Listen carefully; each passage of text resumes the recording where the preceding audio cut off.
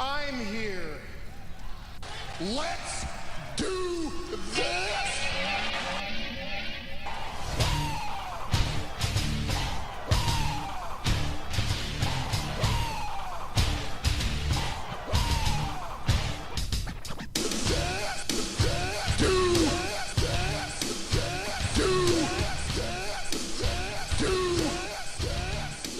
Welcome to the One Sweet Wrestling Podcast with David and Troy, and we are here on a special night because we just stopped and watched NXT The End. Troy, how are you doing? NXT TakeOver The End. Well, actually, which turns out is not the end.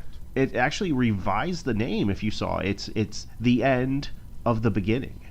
Well, they said that like 7 times. What did they actually have that on a title card somewhere that I just missed? They did at the beginning of TakeOver. I saw it. I was like, huh. Okay, so it almost felt like they were trolling us. They're like, it's the end. It's the end of the beginning. Well, my guess is what this means is the main roster is about to suck up a gigantic portion of the talent for the brand split. And then they've essentially said to themselves, well, we built this thing up from the ground once. We're going to do it again. And so they're gonna leave just enough people down there that they can make new stars, but you're going to see a whole lot more people that you know absolutely nothing about on NXT in the coming months. That is my prediction.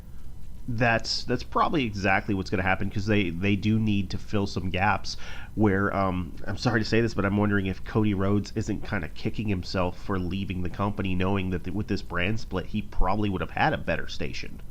Well, everybody's saying that. You know what I mean? I don't know. It's hard to tell. I don't know that he is necessarily kicking himself. I mean, we'll see how these matches that he's lining up for himself goes. But he seems to be legitimately trying to make his way through that bucket list that he's been all over Twitter with. So I say more power to him. That's fucking awesome. It's actually a pretty interesting gimmick. Like he's released this list and he's gonna do what he has to do to start going down, and it's almost like a hit list. That in and of itself could be a pretty interesting gimmick for a guy who's not necessarily signed to any one particular place. He's actually kind of like setting himself up to be an old school territory style journeyman, but to do it in a way that's constantly in the public eye on social media. I guess there's a lot of potential there. Right, but did you get a chance I know that you kind of came in a little late. Did you get a chance to catch up, or did you come in late to take over?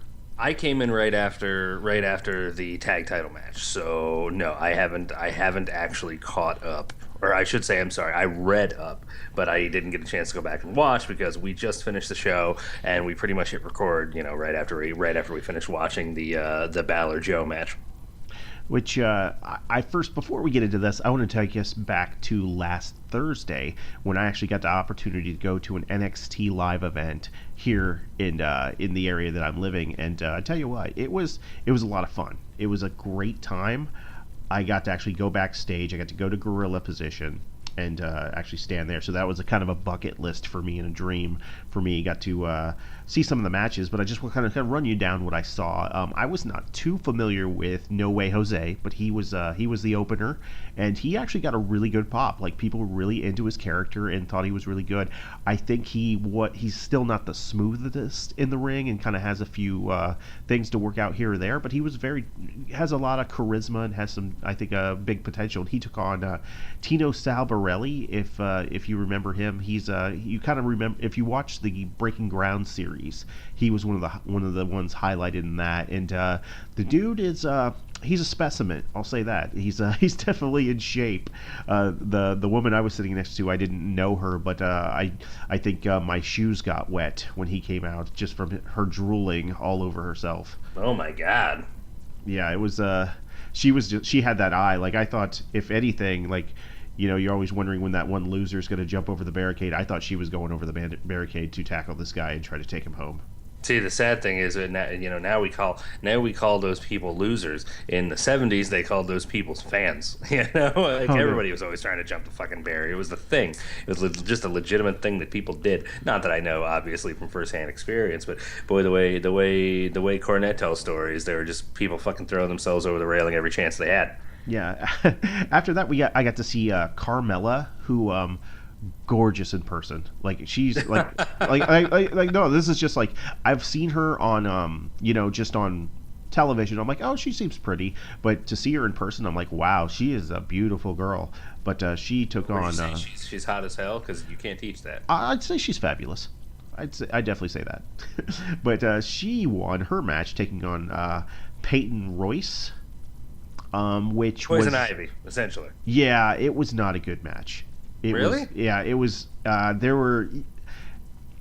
You could tell that Carmella was protected by Bailey quite a bit. Like it might have been Royce's issue, but their timing was bad, and they had a lot of botched spots in this one. It was not. Well, a very good I don't think match. anybody thinks Carmella's ready to go anywhere else right now. You know what I mean? She's gotten better for sure, but when you really think about it, she's gotten to the level she's gotten pretty quick. Because even when I started watching NXT, she was kind of garbage, and you know what I mean. And she's definitely making a lot of headway. But then then Peyton Royce, you can kind of say the same thing. You know, she's newer.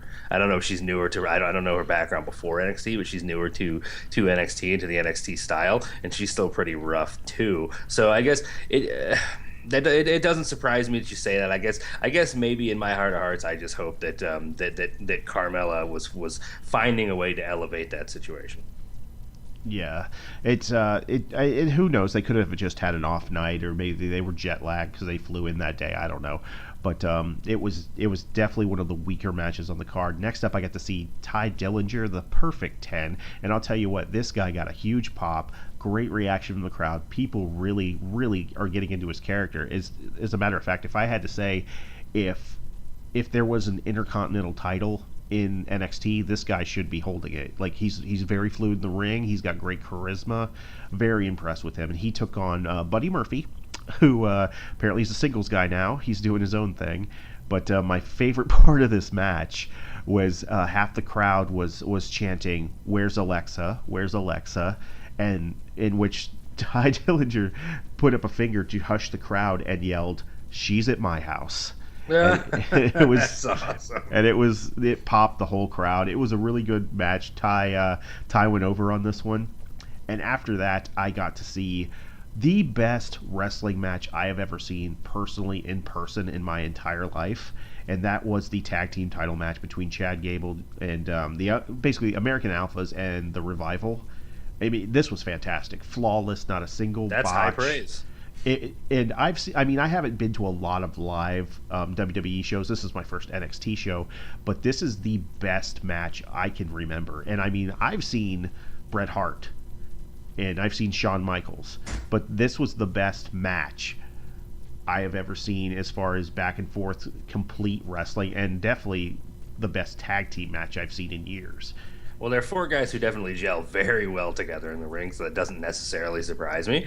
But at the same time, that's fucking awesome, man. That I kind of wish that I could have seen it now, because I mean, as fantastic as their match was at Takeover Dallas, at the same time, there were still some botches in that match. I mean, there's a pretty standout "you fucked up" moment in that match that I think I'll never forget, because the crowd just beat him up so hard for it. And that was towards the beginning of the match, if I remember correctly. Yeah.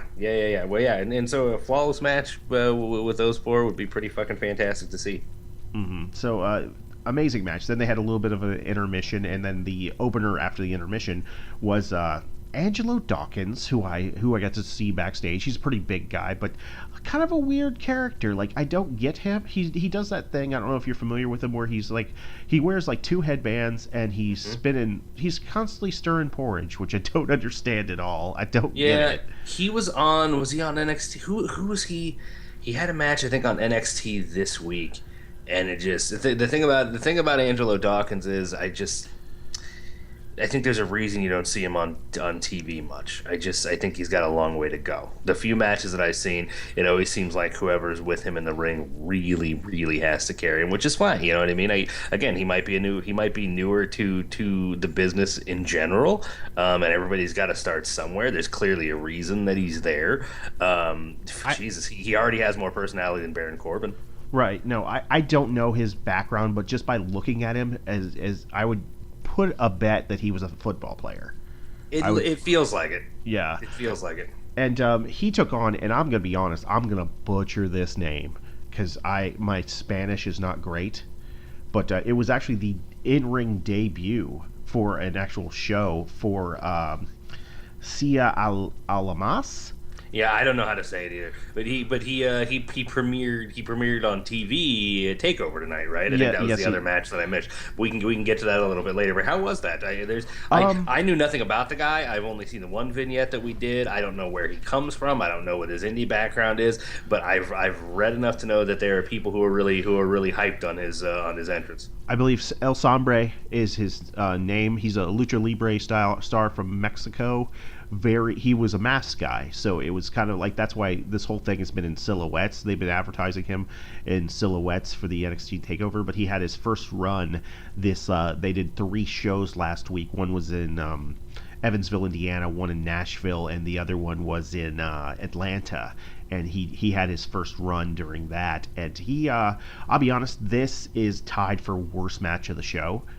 Really? It was a lot of botchamania chants, and on both sides. Like, you felt like he was nervous and hadn't gotten his footing yet. Towards the end of the match, he did some really impressive spots. Like, he did that spot where he does a moonsault, and the person rolls out of the way, and then he lands on his feet, and then he does a second flip while he's on the mat, which is actually a really cool spot, and sure. which was nice. He went over, but the fans were not behind him. Like they didn't care about this match at all. It was one of those. I think the tag team match was so good, and then the way I don't know how they do it at house shows for WWE if they have intermissions or not, but I know like during pay-per-views the whole scheme is to have a that kind of cold match to come back out to bring the crowd back out after a hot match. And I think the problem is that there was like a 15-minute intermission that already calmed the crowd down, so this just brought him down even more. So it wasn't great. And so I mean, I'm going to give him the benefit of the doubt because I don't know if he speaks much English, and I know it's got to be nerve-wracking to come from, being a big fish and then coming to the WWE and being kind of having all this hype and expectation. So I'm going to give him a couple weeks to kind of settle in and see how he does. I wasn't really impressed with him this past tonight, but we're gonna talk about that a little later. But this was the main chant from the crowd on this one was Botchamania is running wild.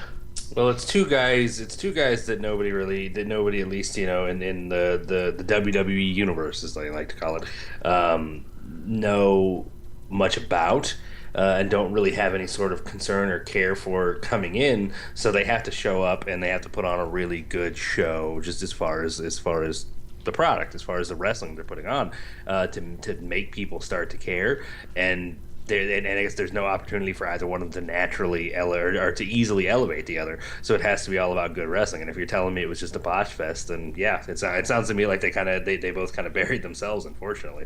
Yeah, I think they got an opportunity to come out and it felt like they were moving too fast and they got lost in what they were doing. But anyway, after that I got to see Bayley, who awesome entrance. She has so much energy in person. They even had the inflatable tube men there on a house show, which I was wondering if they were going to have that. Oh, I'm sure those things go everywhere with her. But she got to take on making her another in-ring debut. I was told when I was in the back that they had a couple people making their debut here, and they were pretty excited about it.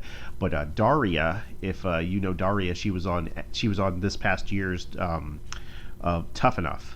She was the MMA girl from Jersey, I think. I think she was from Jersey. Oh, really? You got to see? Was this a debut? Yes, this was her in-ring debut. But you just said that. What am I thinking? Yes. You just said that. Yeah. I'll apologize in advance. I'm super tired and I am sick, which is why this episode is a day late to begin with. So that is completely and totally on me. So bear with me as I limp my way through. I'll try my best to sell it as little as possible. Right, but it was her debut. Bayley looked fantastic. This girl looked terrible. But she's got a lot of upside. And one of the things that I noticed about her is her entrance. She wears this kind of almost boxing robe with the hood up, and she has 2 little horns on the top, and she looks mean. And she had if I had one critique, she wears these MMA gloves, kind of like Brock Lesnar into the ring, but right before the match she takes them off and throws them out, which I think why? I think that's a big that's a bad idea. Like, because Brock will take them off like in the middle of a match sometimes when he's like, oh, this is getting serious, I'm going to use my bare fists, which never has that ever made sense to me, because the reason you wear the gloves is so you don't break your hands, because really people's hands are relatively weak. Well, no, but it's just like everything else in what little kayfabe still exists. It's like, it's bullshit movie logic. You know what I mean? Like, he pulls it off because, oh man, now he's throwing the bombs. Now it's Brock hitting you with his fucking with his muscle and his bone. And when you think about it, that should be, if you're gonna wear those gloves out there, especially if you're a newer wrestler, that's the gimmick.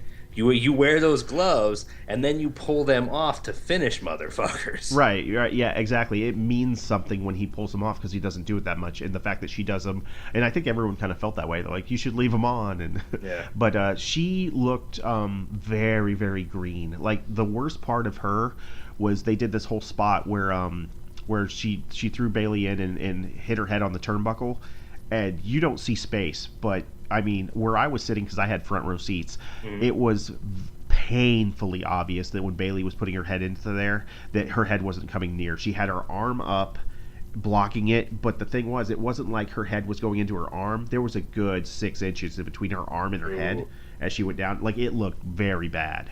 Yeah. But Bailey obviously went over in this one. I think Bailey's going to work with this girl and try to get her better. She has... and I kind of hate this term, but I'm going to use it anyway. She has a lot of upside to her, that I think she has a lot of potential, that she could be something down the road. But I think if you look at the women's division now, because of some of the call-ups they've had, that they are a little thin right now. Well, that's why Bailey's there, right? So, exactly. So obvious, yeah. So absolutely, pair Bailey with younger talent, pair Asuka with younger talent. I mean, look at Nia Jax. Look at how much she's progressed already. I mean, she's still not my favorite. She's miles away from my favorite, but she's progressed a whole lot just from working with these other women who are super talented. You know what I mean? She seems to be progressing, she seems to be learning, and she seems to be getting better, and that is why Bailey is still there. So that's fantastic. No, absolutely. And Bailey was she looked great as far as what she was doing, and she looked like she was trying to help. And my favorite part about that was after the match, is she went around to the crowd, and she called out all these little girls and made sure they got a chance to get her autograph, and she hugged them. And she's such a good role model for young women and young females in general, and that's what I really like about her. Like, she almost ignored, and like there were guys dressed up like her, and she pretty much ignored them and would point towards these little girls and wave them to come up, to make sure she got to hug them and sign their poster or sign whatever they had. And I just thought that was really cool. Like, I think because everybody else who walks down that ramp is for that guy. You know what I mean? You've got the smart mark in the audience who's wearing the Bailey gear, whether, you know what I mean, and he's wearing it. It's not even ironic. Like, he's so into the product that he's wearing the Bailey gear because he loves it so much and is so proud of it, which is great. But everybody else that comes down the ramp is there for that guy. You know what I mean? Bailey is for those young girls. That's her whole point. She's Lady Cena. And when they bring her up to the main roster, she's gonna be Lady Cena. Absolutely, she's Lady Cena. One of the favorite things. Okay, so the fans were kind of getting on Daria, and they started the obvious juvenile chant of diarrhea. But okay. but they were calling her diarrhea instead of Daria. But Bailey went with it, where she had her in an arm lock, and she was doing the diarrhea cha cha cha, and as she was like hitting her in the back with the cha cha chas, and it was pretty ridiculous. And the Daria girl just kind of gave her a look, like she was pissed that she was calling her diarrhea, and she goes, "They said it." And Bailey knows how to work a crowd. She really knows how to work a crowd. Yeah, she could really work a crowd. And just moving on to the main event there, I got to see a tag team match with Finn Balor and Nakamura versus Elias Sampson. Sorry, jeez. Sorry, you don't need to remember his name. He's not going to be around much longer. And Samoa Joe. So, well, he's injured anyway. He hurt his ankle on this tour, not this particular match. But I think it was the very next night or the night after Well, that. if he's lucky, they'll repackage him. But his thing, I'll tell you one thing, he's in good shape to see him in person. Sure, no, he is. It's the gimmick that's shit. No, his gimmick is absolutely terrible. But as soon as I saw this was the main event, I'm like, oh, I know who's taking the fall in this one. So, but the thing I can say about this, first he came out and he said he wrote a song for Evansville. Then Joe came out and they were standing together. And Joe, it was kind of funny because Joe was like, yeah, I'm ready to sing my part. And he told him, he goes, actually, I kind of want to do this one by myself. And Joe kind of gave him a look like, fuck you, man, I can sing. But then we got Nakamura's entrance, who by far got the biggest pop of the night.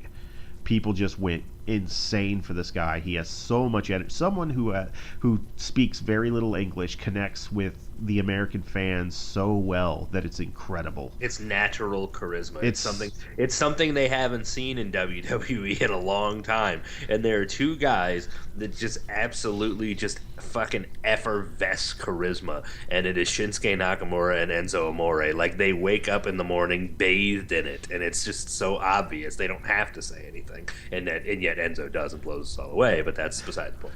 Yeah, but his entrance was absolutely, I was in awe. It was absolutely fantastic. He's fantastic in the ring. But I'll tell you, the second biggest pop, because Joe got kind of a mixed reaction, because I think people love him, but then he's a heel, so it kind of got that mixed back and forth. But people still were a big fans of Joe. But Finn Balor got a pretty good pop too, probably second of the night, and his entrance is just so, I guess, awing, if that makes sense. Like, I'm just in awe of his entrance live, like with the lights and everything. It's fantastic. You can't help but be into that entrance, and that's why I cannot wait till that guy gets on a major stage. Like, his WrestleMania entrance is going to be it's going to be legendary. It's going to be so fantastic. Oh, he's still. I mean, I can't remember what takeover it is. I couldn't tell you who he was up against. Fuck it. I couldn't tell you who he was up against, but he still has one of the coolest entrances I think I have ever seen, which was that gets burned into my memory. They filled all of the space around the ramp with smoke, right?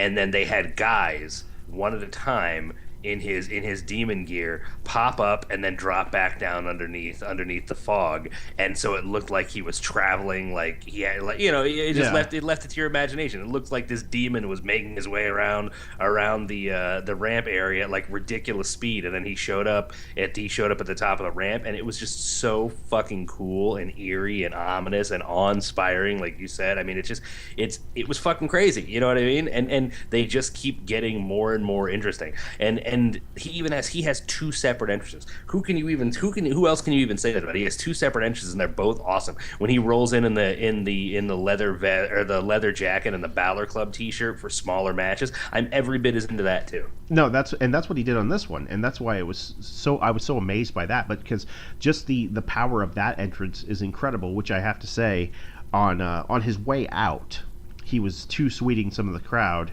and I got me a too sweet, but I held back a little bit, and I only gave him the one. So we can't afford to give him two. We can't. So he probably thought I'm an idiot and don't know how to too sweet, but it's, in fact, Finn Balor, you were getting the one sweet.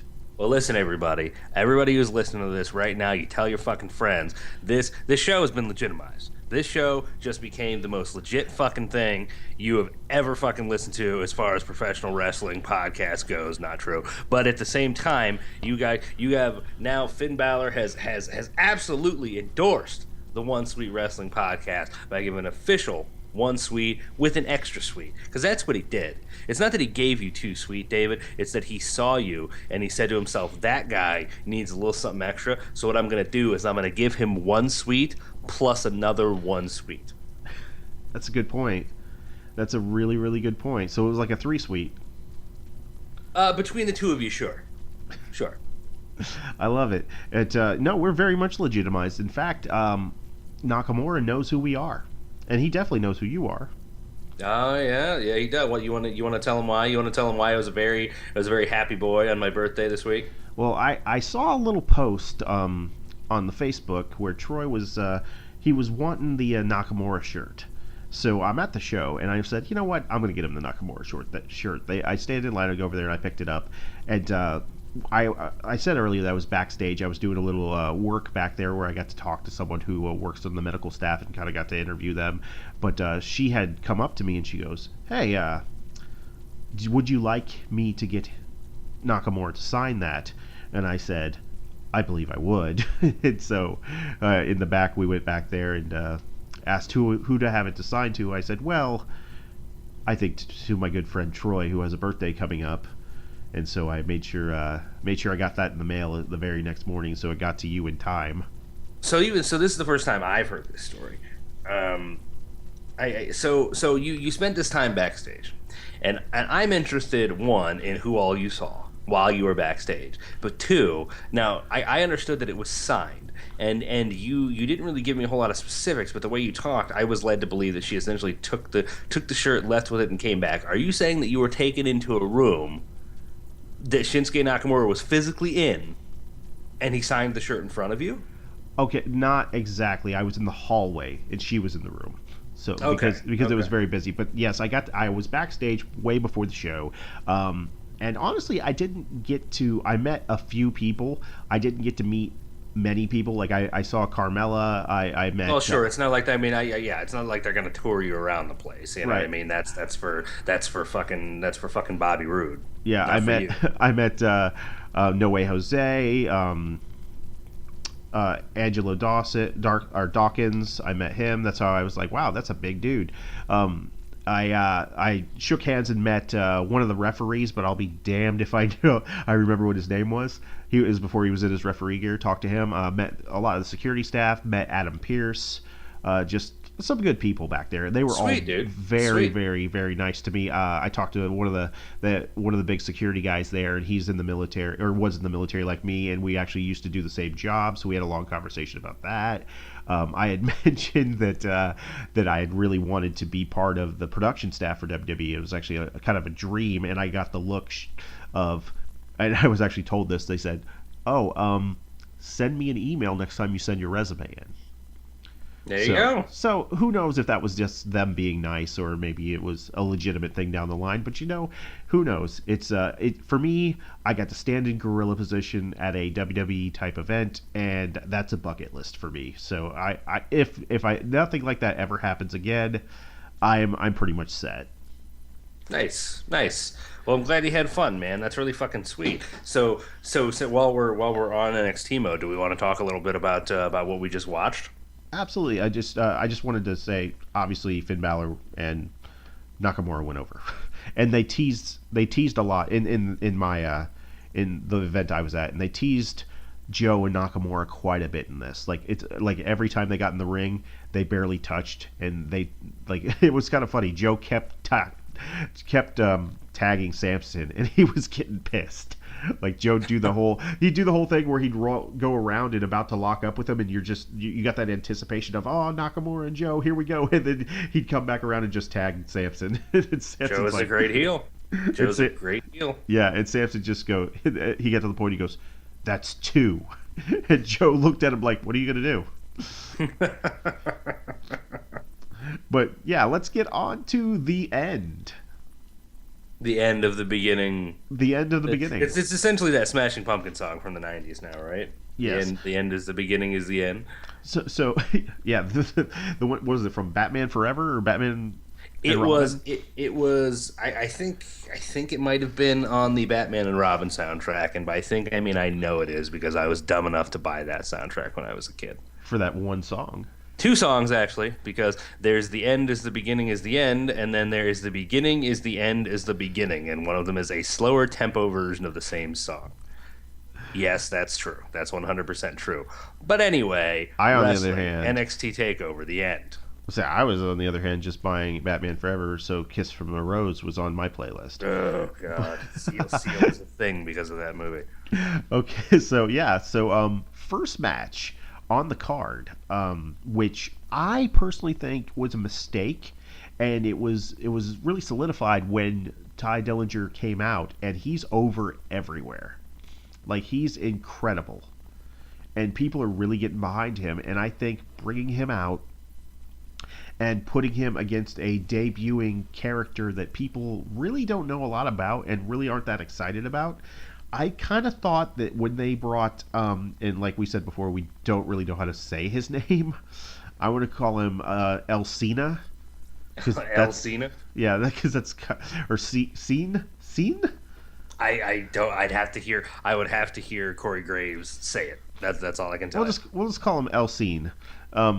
But here's the thing. I think they thought when he was going to come in, because he does have notoriety throughout the world internationally. You know, I think they thought they were getting a Nakamura-esque find with him, with the promos and stuff. But I don't think people really know about him, because here's the thing. Japanese wrestling is actually pretty accessible, but the people that are really big wrestling fans are fans of that. I don't believe that hardcore wrestling fans are really big fans of Lucha Libre, if that makes sense. Yeah, I think there's a disconnect there. I think there's a disconnect, and that's actually why. That's part of the reason why Lucha Underground is working the way it's working, is because I think that connection with the average fan is coming, and I think that the Lucha Underground is going to be in the fore of that. But at the same time, yes, as of right now, I would agree with you. I don't. I think it's. I just think it's a different product. It's a different style, and your average American wrestling fan isn't really going out of their way to try and find it. Right. And so this was the opening match here, and Ty is over as a face. Like, he's big time over. People are getting behind this gimmick. I don't really understand his, how it was kind of his special Mania gear that came out in, and it was really weird and kind of out of character. Like, Ty Dillinger? Yeah, I can't even really describe it. I wanted to say it's like, remember what, not this WrestleMania, but the WrestleMania before with Stardust, where you look like kind of like Mr. Sinister. Yep. It's that, only take away the tassels. It's like this big cone neck piece thing, and it said number 10 on the back. They love those things. Look at what Emma wore to Mania this year, and then what she was wearing up until she got hurt. It essentially looked like Darth Vader's shoulder plates. You know, yeah. they love these weird neck shoulder plate things. Someone if I remember correctly, I heard some insider talk on a podcast once where they said there's literally like 2 women who design all of the clothes for WWE. Or at least there was at one point, and I'm sure it's not much more than that. It's a very small team of people who actually do all this design work. And so when you really think about that, when they get on a kick on a certain style, things just start looking the same. Why do you think so many people? I was thinking about this with Gallows and Anderson. Why do you think so many people have the no sleeve trench coat with hood look? Because they cannot afford sleeves. Because the good boys' guns are just too big and they can't afford the material. No, but it's kind of weird. Like, I'm watching the replay as we talk right now, and he's on there right now, and he's got this giant like collar thing with the glitter and sparkles, and it just, I don't like it. But I don't like it. I like him, and I think he's super talented and needs to. He's a fucking 10. To quote Varsity Blues, he's a fucking 10. Hell yeah. But I think they got this wrong. I mean, don't get me wrong. I think when you bring in a new star, you want him to go over automatically. I do. I just think Ty Dillinger was the wrong opponent for him. I would have liked to have seen Ty Dillinger taking on someone else in the face role and getting over, because I think he deserves to go over. You know what I see every time I see Ty Dillinger, and it's already happened, because it's people are so behind him, but really consider his track record, especially as of late. I really think that Ty Dillinger is becoming the Dolph Ziggler of NXT.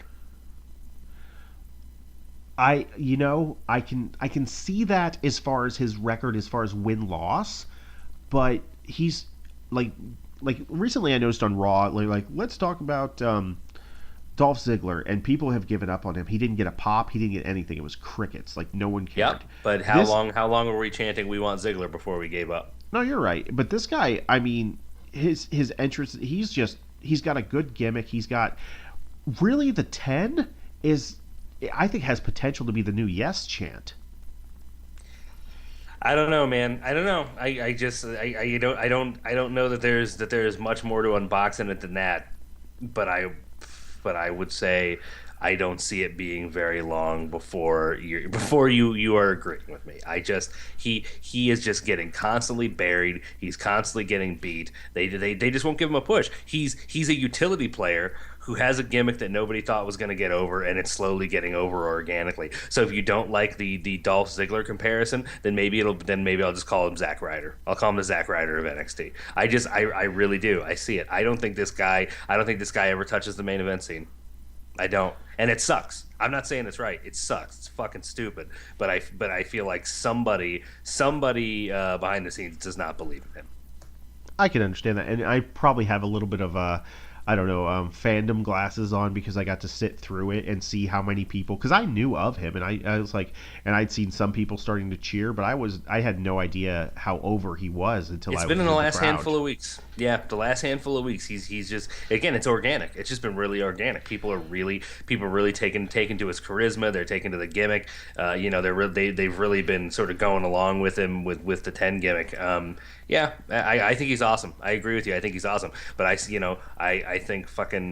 Dolph Ziggler was awesome for a real long time. Dolph Ziggler had a gimmick that people like. You know what I mean? He did, and now he is where he is. And WWE has a way of doing this to certain guys while pushing other certain guys. When you really look at it, there's almost like a template. Like Baron Corbin is low Roman Reigns. I've mentioned that on the show before. I call Baron Corbin low Roman Reigns, and I'm pretty soon I'm going to be calling Ty Dillinger little Dolph Ziggler.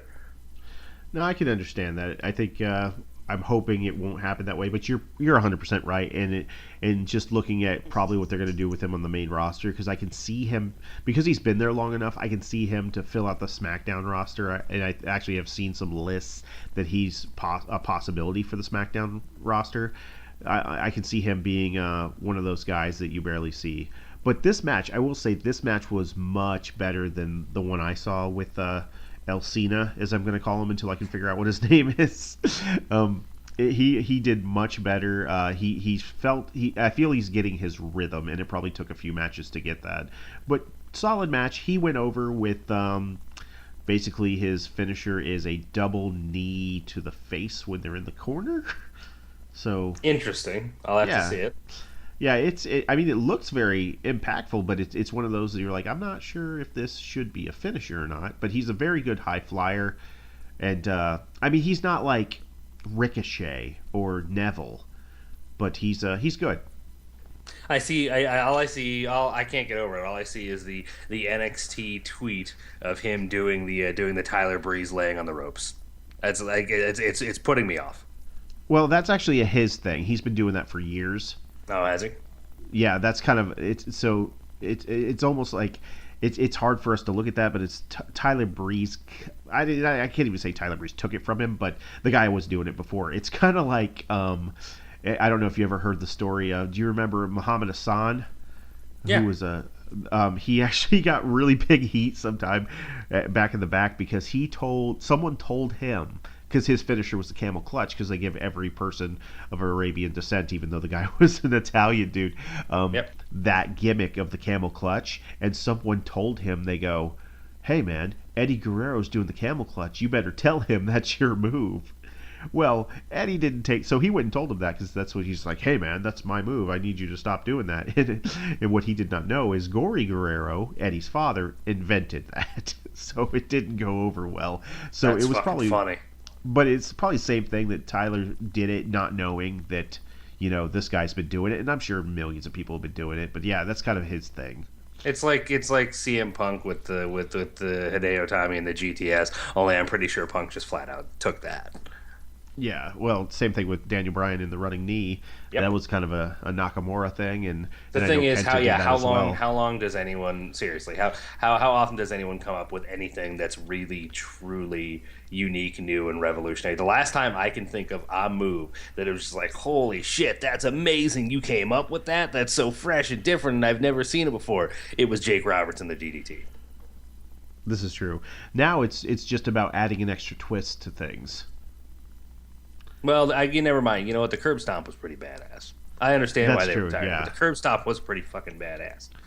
Yeah, that was I was kind of a little upset that that he did. I mean, you can still do it in the game, which I'm happy about that. But I was a little upset that he doesn't do that anymore. But he's got some innovative offense. He does this thing where he puts people in the corner and does a kind of a handspring backflip. But when he comes around, he comes about with both the legs on top of their head and kind of shoves them down to the mat. It's kind of neat. But yeah, I look forward to seeing where he can go. And yeah, he's too new for me, but I'm going to give him a chance. Off of that, I think one of the big surprises of the night. Well, I wasn't surprised when it happened because I thought, okay, this is leading to something else. But actually, in the tag team championship match, the Revival actually reclaimed the tag team titles from America Alpha. And I think that was shocking to me. And then I thought, oh, it's obviously because American Alpha, they see a lot in him and they're bringing him up to the main roster. And then something weird happened because they had a really good match. Like, it was a solid match. It wasn't. I don't think it's the best match they've ever had, but I thought it was a very, very good match. But then, out of nowhere, after the Revival take their titles and head off, this new team appears, and I saw their names, and I don't have them in front of me. I actually had it in the link, and I actually accidentally deleted it, but it's Sonny something and somebody else. I know one of the guys is an Albanian guy, but these two big guys who are managed now by Paul Ellering. And if you don't know who Paul Ellering is, he's a WWE Hall of Famer and who was a former professional wrestler and then moved into the slot of manager. And he's most noted for managing the Legion of Doom in the 80s and 90s. Yeah, and it's not any surprise that they pulled him back in because his daughter's wrestling for NXT now as well. She made her debut a couple weeks ago. So yeah, I mean, Right. that's interesting. I didn't see this, so I didn't see what these guys looked like, how they came off. I read that the crowd wasn't into it at all. I read that Paul Ellering unfortunately got pretty raucous "Who are you?" chants, which is a little unfortunate. Although to be honest, I'm not sure I would recognize 2016 Paul Ellering. That's just me being honest. But I Funny agree enough, with you that this was weird. If you remember his stint in the Attitude Era, and actually he looks a lot like he did in 1992. He does not look that much different, to be honest. If you go back to 1992 and he does his interview when he first comes to the WWF at WrestleMania 8, just make his goatee gray. It's the same guy, but he looks exactly like he did in 1998 when he came in. But my thing is, I heard the chants of "Who are you?" and I couldn't tell if they were chanting that at him or the guys in the ring, because I know they didn't know the guys at the ring. Again, I read a recap that made it sound like they were clearly for Paul Ellering himself. But that being said, this seems fucking weird to me because you gotta. They're the biggest tag team you've got right now, and sure, if you're gonna bring them up to the main roster, then traditionally speaking, they should put someone over on their way out. But didn't that just happen 30 seconds before they got attacked? Isn't that exactly what happened? So now we're keeping them around without the belts having been defeated, just so they can turn around and put another team over. I'm a little confused by the booking. Exactly. Like, I'm not 100% sure what the deal was with that. I guess it makes sense that this is going to lead to a couple of matches with these guys and possibly one at NXT Takeover New York. But it's I don't know. I think it's not a great idea to. I mean, it's a good idea to bring people and make people premiere at pay-per-views on the main roster when they're established stars, but when you're taking guys that people have zero clue who they are, then it's not. I don't think it's necessarily the best idea. And by the way, this group's is called the Authority of Pain. Yeah, I thought that was weird too. I don't know. We'll see where it goes. Me personally, I'm just a little sad that I missed this match. This is probably the one thing that I actually will go back and watch. So I'm just kind of reading some highlights here. And am I reading this correctly? That Dash and Dawson tried to set Chad Gable up for a doomsday device, and he reversed into a belly-to-belly suplex. So does that mean he did it? He reversed into a belly-to-belly off someone's shoulders? Yes, it was pretty fantastic. That sounds fucking awesome. there was also an amazing spot where because one thing that I love about Jordan is he has this amazing drop kick, and he threw Oh a my drop god, kick. it looks effortless and He, beautiful. he he threw a drop kick that knocked the guy back into Gable, and he put him in a suplex from there. That was pretty fucking fantastic. If Michelangelo were sculpting a drop kick, it would look like Jason Jordan. I mean, it's so fucking awesome what he did. Did he get the double strap spot in? I love how they've gotten to this Oh point my where god, people get so hyped when he pulls the straps down that motherfucker puts them back on so he can pull him down again. Every time he does that, I that pop so fucking hard.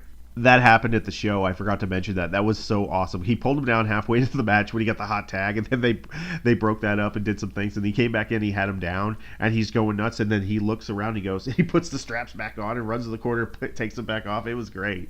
The It was strap spot, fantastic. the strap spot is such a it's a classic thing. Like so many singlet guys have done it, and that's why it got people amped up in the first place. But the first time he did the putting it back on and pulling them off again, I was like, brilliant. That is the definition of innovation, taking something that worked in the past and making it work again, making it fresh and making it work again. That is the absolute definition of innovation, and that's one of the reasons Jordan Gable are the shit. And another thing they're doing is they're kind of revitalizing the old Steiner gimmick, where he does the little like Rick Steiner run around, and it works. I love it. I would actually kind of I don't see it as ripping him off as much as it's an homage, and I'd be kind of curious to hear what the Steiners thought about it. But great stuff. They had a great tag team match. Little weird how it happened. I'm okay with the Revival going over just because I'm a big fans of them, and their whole top guys gimmick. I love it. I absolutely love it.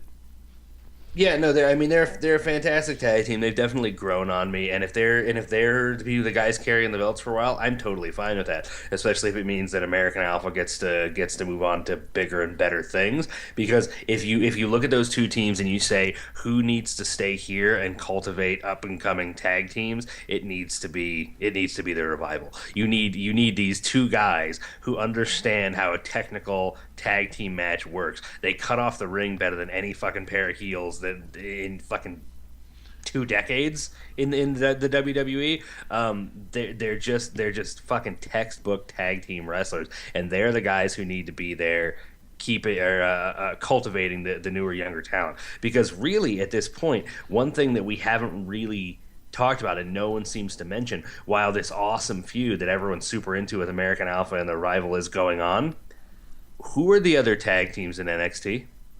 At one point, the NXT tag team division was so fucking hot, and maybe the Hype Bros. Maybe we could bring the Hype Bros back to do something with them, but that's not really bringing up new talent. Well, actually, they have now the new team of TM61, which is Nick Miller yeah, and I Shane Thorne. Forgot about that. They Johnny Gargano and Tommaso Ciampa. Which I want both of them to be singles, but they won't be, at least not for a while. Right, which I think they work well as a tag team for now. Blake and Murphy aren't a thing anymore, which I think is a mistake. I don't think either one of those guys screams potential in any other way except for together. Now, do we know is Wesley Blake, is he injured? Is that because No. because if you notice, since they split up, Wesley Blake hasn't been on TV and Buddy Murphy's been on TV. Because the funny thing is when you actually texted me and said that the Ty Dillinger match at your live show was with Buddy Murphy, I kind of laughed because I had just gotten done watching the most recent episode of NXT, and that was his first singles match against Ty Dillinger. Yeah, and actually, from what I saw, because there was because the one thing I was disappointed about is I really wanted to be able to see Asuka, and she wasn't at our show, and I found out that there was another show going on in Florida the same night as ours. There were two crews going, and I have heard that Blake was actually on that show. Oh, okay. So wonderful. So now we're gonna start exhausting NXT with this two simultaneous shows bullshit. I think it's because I guess they have a traveling team, but the other team is kind of like the B show in a way, and they're just trying to get people experience, so they're running two shows, not really necessarily because only so many people can be on a house show to be serious. Sure. So it makes sense not to bring everyone. It's like, oh, let's do a bunch of tag team matches, playa. Oh my God. Fuck. Well, I don't know. The way we're going, we're already an hour in. I don't know if we will get to that or not. But Jesus Christ, Teddy Long. I really hope that was a one-off. Oh, me too. I don't think. I think that was a one-off. I think he did. He went over so poorly. I honestly don't think Stephanie was supposed to come out. I think Vince said, "Get out there and save him." Yeah, get out. Just he's floundering so fucking hard. He just called. So he said something like, "SmackDown is the longest television show in the whole universe." It's like, well, no, that's Monday Night Raw. No, he had to stop and said, "Let me get this right." Actually, it's probably The Simpsons, but still. Well, I meant my joke was just long as fuck as far as individual episodes, because god damn is Raw painful to sit through most weeks. No, absolutely. But going to that, he was. I'm pretty sure because he even said, "Why don't we just have a disqualification match?" It's like, what the fuck's a disqualification match, Teddy? Yeah, who the fuck knows? Who the fuck knows? I do want to before we go completely jumping off NXT, which by the way, I'm totally fine that half of our episode is NXT. This is the fun shit to talk about. I really do want to talk about the Asuka Nia Jax match, if nothing else. Oh no, absolutely. Well, next I wanted to get into the Austin Aries Nakamura match, which was the next one on the card. I thought this was a really good match. I thought they did a lot to get to put Austin over to where there was a point where I'm like, are they gonna beat Nakamura? Like I see, they had me on the edge of my seat as that. I'm like, don't tell, because I think I was also a little down after the Alphas lost. But I was watching this, and I seriously, there were parts that I'm like, no, they're not going to put over Nakamura. And then there was a part of me that thought, well, maybe they are just to see how he reacts, or just to keep him humble, or something, or anything. But I thought it was a solid match, a really good match. But I was surprised on how strong Austin Aries looked. Not that he shouldn't look strong, but I was surprised. Just I don't know. I was just surprised on that. Yeah, no, I thought it was cool. I think what you're really getting at is the fact that Austin Aries got more offense in on Nakamura than I think anyone has. He got more offense in on him than Sami Zayn did. There were times where he really felt like a credible threat. And I gotta say, I've never been a big Austin Aries fan. I wasn't really in TNA, and I'm not the biggest fan now. But he definitely went a long way towards winning me over in this match. Because he kept pace, and I think I always knew that he could. I don't know what it is about Aries to me. I think he feels, technically he's fantastic. His personality feels like a plank of wood to me. Maybe that's the problem. But yeah, at the end of the day, they're both fucking just unbelievably fantastic wrestlers, and that's what's awesome about NXT. NXT is very good about getting two fantastic wrestlers in a ring and having them put on a fucking legitimate. Well, a legitimate simulated competition. Yeah, but fun match. I was happy with it when it was finally over. I thought it looked made both guys look really good, because Nakamura is always going to look good. But I think it let people know that didn't know that Austin Aries is a threat, and he's a viable threat. So I guess to me this looks like it's leading towards a Nakamura possible title match coming in the future based on what they've talked about to this. But moving on from that, then we got to see the women's title match with Asuka versus Nia Jax, and this to me was it was everything I thought it was going to be. I thought they were going to make Nia look super strong and put Asuka, who is undefeated since she's been in NXT, in the most danger she's ever been in, which I thought was very smart, because you have to, like, if you really put it together, and I've said this forever, in the women's wrestling world, Nia Jax is Andre the Giant, and Yeah. you have to treat her that way, and no matter how tough and amazing Asuka is, she has to be in trouble, because it's the same reasons I don't like Superman, is I never feel Superman with everything he has, is to me he's never in trouble. But that's what I thought was kind of great about this, and what I really liked about the way that they're Nia Jax had a story in this match. Nia Jax helped tell a story in this match. There was an arc in this match. It really felt like both of them progressed, and that's why I really, really enjoyed it. My problem with Nia Jax has always just been, she comes in, she squashes some people, but then she's not truly a fucking monster because they make sure, that Bayley went over. They made sure that Asuka went over the last time. Was it? No, this is her first match with Asuka. What am I thinking? Bayley had multiple matches with her. I'm sorry. So she's So basically, she's been a victim of 50-50 booking while they're still trying to make her look like a monster, and so she comes out and she puts on this great match, and she puts Asuka in more danger than she's ever been in. But the moment that got me, the moment that has been slowly creeping into my heart since I watched this match, and made me actually say to myself, "Holy shit, I'm kind of liking Nia Jax," is at the end, when she's just beating the ever living shit out of Asuka, and Asuka's slowly climbing to her feet. She's fucking screaming in Japanese. She's pissed. She's this is her fucking last ditch effort Dragon Ball moment. She's powering up. She's gonna knock this big bitch out, and as she's just kicking the shit out of Nia drops down to her knees and just looks Asuka in the eyes and just fucking screams. Like this was Stone Cold bleeding down his face and passing out. This was Brock Lesnar giving The Undertaker the finger from the Hell's Gate. Like it really resonated and it really worked. And afterwards I was like, you know what, Nia Jax, fine. You could be on my TV.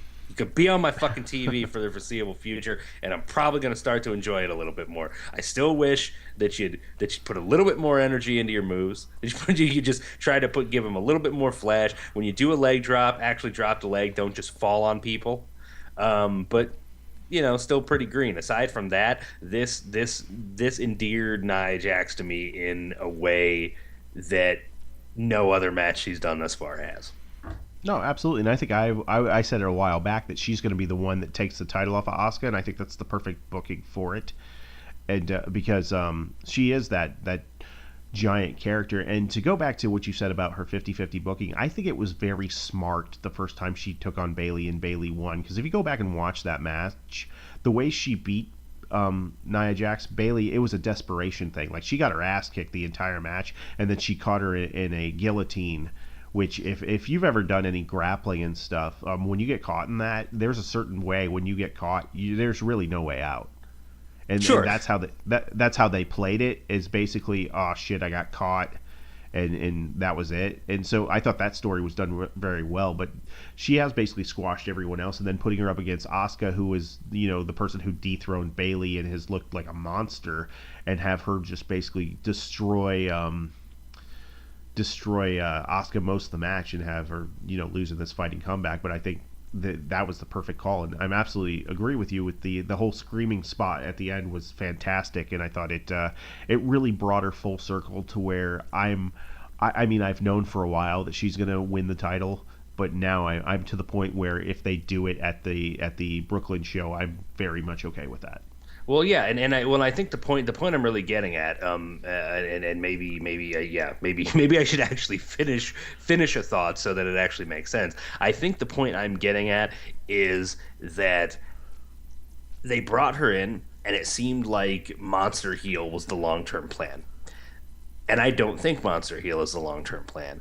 I think organic babyface turn is the plan here. I think this is step one of an organic babyface turn. I think now she feels like this, like the never give up competitor, who will fight to her last breath. And this is, and you know what I mean? It gives off that feel.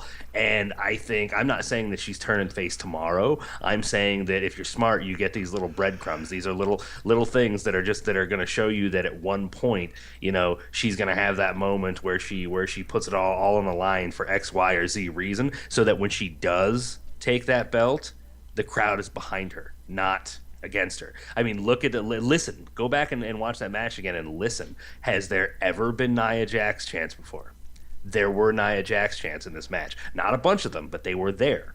I really do think that they are intentionally, organically, a little bit at a time, trying to chip away and show you that there is actually very much a a human being behind the monster that they introduced her as, and that to me is a far more intriguing story than Nia Smash. No, I agree with that. My only concern is because she is such a unique woman wrestler with her size and that it's very hard to make her a baby face effectively, and because you don't feel she's going to be in danger. I get that, but I don't know. I think this I guess this match shows that there is a way to do it. This match shows that there's a way. I mean, Andre the Giant, the fact that everyone loved Andre so much, you made that comparison earlier. The fact that everyone loved Andre so much proves that someone of his size and of his stature can go babyface. And I think she can do it too if she's booked correctly. And I'm interested. And I think the reason that I like that when I really think about it so much is that means she also theoretically has credibility as a long-term performer. She's not just going to be like monster heel and then she has to go away for a while, come back as monster heel, go away for a while. You can actually flip her every couple of years when need be and get a nice long career out of her. It's interesting.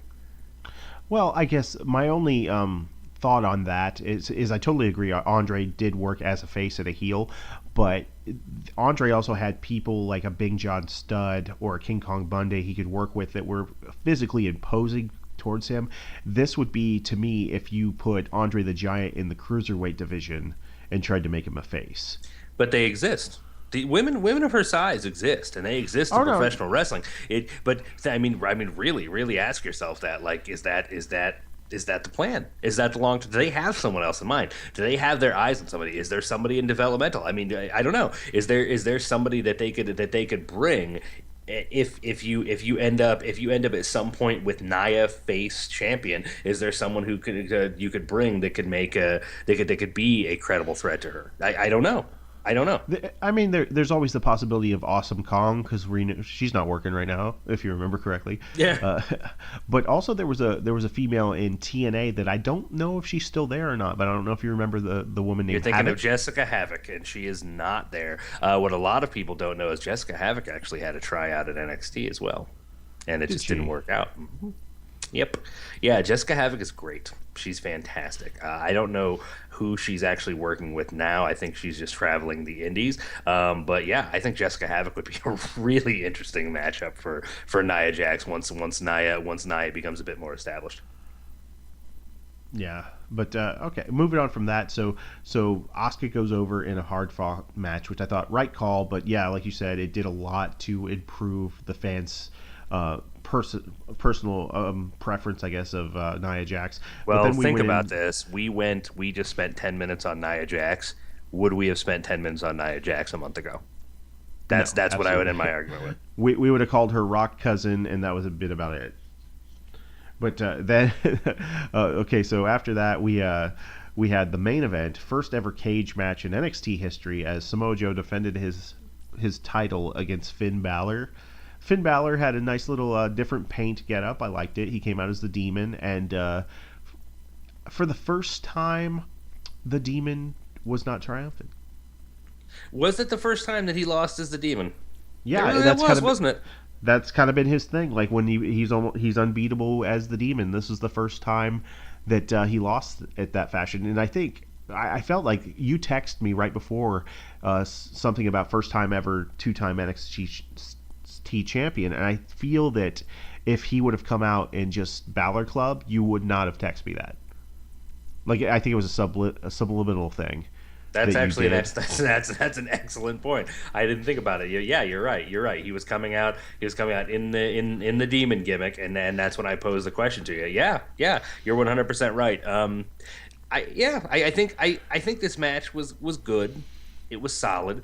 I definitely don't think that it had it had everything going for it that their last match had. But maybe that was the blood. Maybe it was all the blood in their previous match that really made it so memorable and awesome. I just think this is a good, solid cage match. I kept wondering how they were going to do the coup off of the cage, and then the coup off the cage never happened, which stinks. But I there's a million reasons why that shouldn't have been done. But I think in the end, unexpected. is better. Unexpected is always more exciting, and a muscle buster off the second rope was pretty fucking unexpected and pretty fucking exciting. So I loved it. That was fantastic. But yeah, I think I almost messaged you to tell you that I'm like, obviously this match is just so he could do the coup de grace off the top of the cage. But Well, yeah, that's what everybody was thinking. Yeah, but I guess it was a little disappointing he didn't do it. But I think this is pretty much the one that points you towards, okay, Finn's on his way up. Although we've been saying Finn's on his way up now for 6 months, but I think he doesn't have the title. He's now lost the rematch, and I think it's finally him to walk away. I think they're definitely moving towards the Samoa Joe Nakamura feud, which I'm so excited for. I think that's fucking into. That's going to be incredible, and I guess because there's nowhere left for Finn to go. There's nowhere for him to go but up, and yeah. I have a feeling that the coup cage spot is being saved for the main roster. It's gonna happen at some point, but I think it's being saved for a bigger match. Like, I don't know, like maybe when he slays the Undertaker and takes his spot. Yep, I said it. I fucking said it. They didn't give it to Bray Wyatt, but I still feel like somebody's gonna take that scalp. Well, my only thing about that is I think as a competitor, as a wrestler, I absolutely think Finn is that caliber, but I don't see the Undertaker or Vince McMahon allowing the Undertaker's spot to be taken by someone the size of Finn Balor. And I say that after seeing him in person, and he's about my size as far as height. Sure. No, I mean, I don't know. I get that, but it's no pun intended. It's a new day, man. Things are changing. Things are changing in the WWE, and I really feel like slowly but surely Vince is realizing that the perpetual motion machine that he started about 15 years ago just isn't gonna fucking work anymore. It is eventually running out of steam, and he finally has to do something new. He really doesn't have much of a choice. We're limping along the way, and he's definitely still trying to say, I'm going to give you all this shit that you want, but at the end of the day, what you have, but you still have to fucking compromise and give me my fucking rock cousin with my goddamn belt around his waist. Fine, dude, fine. If I can have Finn Balor on the main roster with some new fucking fresh feuds, fine. Let fucking rock cousin walk around with the belt a while longer. What the fuck ever. No, I agree. And so I think that's a good wrap up for NXT. So I want to move on into some other things that happened in the news. We had a couple of really sad things actually happen, and they aren't necessarily WWE related. In some way they are. They're combat sports related. Yeah, exactly. And one of them, it had a very big influence on the world of professional wrestling, and the world of professional wrestling had a big influence on him. And that was the passing of Muhammad Ali, who died last Friday, I believe. It's 74 years of age, and his actual funeral is going to be in Louisville, Kentucky actually this Friday. So if you're listening, you'll probably listen to this tomorrow. So tomorrow, if you're listening to this on Thursday, will be his funeral. But he passed away, and just a fantastic individual, not just really for what he did in sports, but I think he was a huge component of not just, and I don't say this, obviously as a white person, but not just for black rights, but I think for human rights in general. Like, one of the things that he said really resonated with me, where he was talking about when they tried to get him to go to Vietnam, and he just said, I am not going 10,000 miles to help kill other poor people. And that made a lot of sense to me. And he's had a lot of very motivational things, and he did a lot as far as just, if you listen to some of the things he said, it's like, I wasn't always the greatest, but I always thought I was the greatest. And yeah, that to me, there's a million reasons why fucking Muhammad Ali was as everyone is now quoting over and over again, the greatest of all time. There's a million reasons to have loved this guy. Me personally, I think this is a case for a lot of people, especially fans of professional wrestling. He was just the greatest shit talker of all time. No one in the history of humankind has ever cut a promo like that motherfucker. And he wasn't even a pro wrestler. To me, that was one of the biggest legacies that he had in pro wrestling. Was here came this professional boxer who was just unbelievably larger than life. You gave him a microphone, and he made money. He could have made money with nothing but a microphone. And once it became so blatantly obvious that that was a legitimate path for drawing money in combat sports, wrestling just followed right up behind him, and professional wrestling was just looking desperately for a number of years to make their own Muhammad Ali. And now, it's become the sport that's known for it more than any other, but all that traces back to Ali. No, absolutely. You look at Billy Graham has stated, superstar Billy Graham, that he got a lot of his stuff from Muhammad Ali, and who got their stuff from Billy Graham? Dusty Rhodes. And how many people have said that they were influenced by Dusty Rhodes? And if you go back, Ali was asked once, he goes, "Why do you say these things? Where did this all come from?" And he says, "When I was a kid, I watched TV and I saw Gorgeous George on TV, this man walking around telling everyone he's the prettiest." And he goes, "That's what I am. I want to tell everyone I'm great and I'm the prettiest." And he did. So he got his influence from professional wrestling, and then in Fold gave that back to professional wrestling. And he did a lot of things. I mean, he did a spot with Gorilla Monsoon once where he told Gorilla Monsoon to pick him up and throw him around. He basically said, "I'm going to put you over as the greatest of all time going into a wrestling ring." When you think of that today, like how many celebrities come in and go over on these wrestlers, to where here's Ali, a legitimate badass, came in and said, "Yeah, throw me around. It's going to be great." And he's just done all kinds of things. He was a fixture. He was part of the first WrestleMania, and I don't think he's in the WWE Hall of Fame. And I really hope that they put him in this year. I don't know. I'm sure because of his health reasons, they weren't going to put him in while he was alive, just because people didn't really want to see him in that state. It needs to be a happy image up on the stage. Yeah, exactly. It's same thing. That's like, Bobby Heenan's been in for quite a while, but if he hadn't been, I can't imagine they'd put him in now. But it's very, very sad, but also it's one of those things. He had a very long, very successful life, and he did so much good that it's I don't feel I'm sad that he's gone, but I'm also not as sad because of the impression that he left and all the good he did, and he had a very good run. Sure, absolutely. Well, and then Parkinson's is a bitch, man. Parkinson's is a bitch, and I have a feeling that he wasn't the most thrilled with where his road had led, considering the fucking man that he was throughout the entirety of his life. Sometimes it's when it's your time, it's your time. It was his time, and I think at the end of the day, it's nice now to be able to look back, remember him for the fucking legendary human being that he was, and now he doesn't have to suffer anymore. Yeah, exactly. And other sad news that took place actually on Monday, you heard that Kimbo Slice, internet sensation, MMA fighter, quote unquote, but really just an MMA attraction, I want to call him, actually. He passed away at the age of 42 years old, I guess, to heart complications. He was taken to the hospital, and I guess they said that he needed, when they got him there, they're like, "This guy needs a heart transplant," and there obviously just wasn't enough time with anyone that knows what goes into getting transplants, and he unfortunately passed away at a very young age.